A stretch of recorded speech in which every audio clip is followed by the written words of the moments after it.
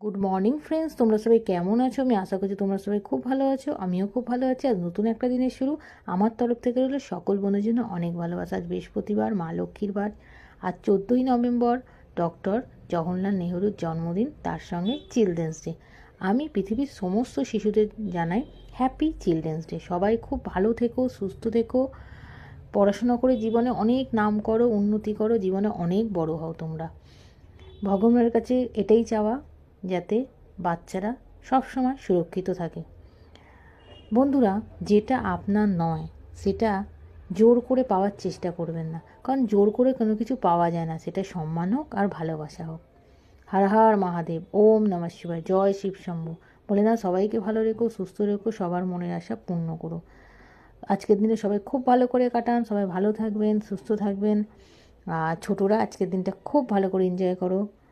সবাই তোমরা ভালো থেকো। এখনকার